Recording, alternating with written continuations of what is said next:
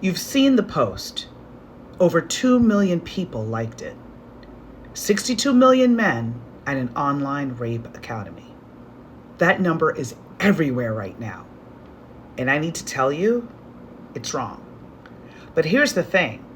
The real story doesn't need the exaggeration. What CNN actually found is worse.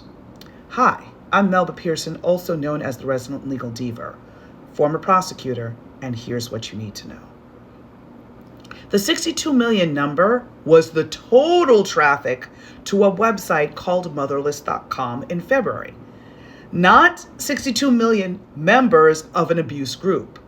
The actual group CNN investigated, which is a private Telegram channel called Z, like Z's, 3 Z's, had nearly 1,000 members. Now, I want you to let that breathe for a second, because 1,000 men doesn't sound as frightening as 62 million. But 1,000 men meeting in an encrypted group to share exactly how to drug and film the assault of their wives and partners, passing around drug names, dosages, evasion tactics, and $20 live stream links, that's not a small story. It is a specific, coordinated criminal network operating openly on mainstream platforms right now. Here's the part that stopped me cold dead in my tracks. These men aren't using Rohypnol. They're not using GHB. Apparently that's old school now. Those are the classic date rape drugs, and they stay in the body for days. And these men knew that. So what they did? They switched to Ambien. Zolpidem, which is sold as Ambien, gets out of your bloodstream in about 7 to 8 hours. And CNN confirmed that perpetrators in these networks deliberately chose Ambien because of its detection window. Think about what that means. By the time a woman wakes up, realizes something may have happened, and gets herself to a hospital for a rape kit, the toxicology window is already closed. So there's no lab report, there's no forensic evidence. And the case now rests entirely on her word against his in a legal system that has historically been very skeptical of just that. These men, they're not just committing crimes. They're straight up engineering prosecution-proof crimes. And then they're teaching each other how to do it. One survivor, Zoe Watts in England, discovered after 16 years of marriage that her husband had been crushing their son's sleeping meds into her evening tea. 16 years. 4 kids. He confessed after church and completely destroyed her life. So why is the platform hosting over 20,000 of these videos still operating legally? Well, that's because of a 1996 law called Section 230. Now, that's Section 230 of the Communications Decency Act. It shields platforms from civil liability for the content that their users upload.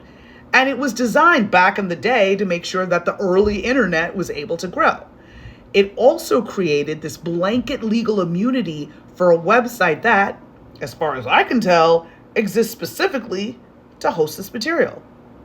So we already solved this problem once.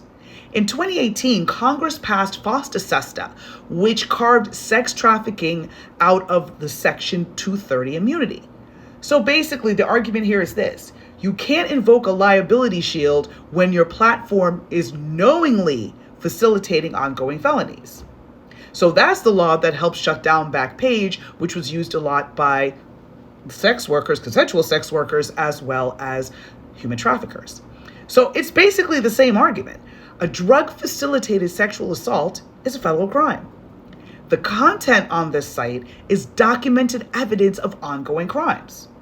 So the only question is whether or not Congress is going to apply the same logic that it already does to sex trafficking to this. But here's where you come in. There's a bipartisan bill in the Senate right now, the Durbin-Graham Sunset Act, that would force Congress to renegotiate Section 230 before it goes away entirely.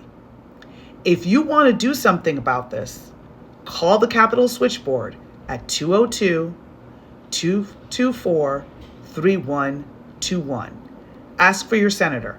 Tell them you want Section 230 reform that covers non-consensual sexual assault contact, the same way FOSTA SESTA covered sex trafficking. If you or someone you know has been affected by drug-facilitated sexual assault or any kind of sexual assault, RAINN's hotline is 1-800-656-HOPE.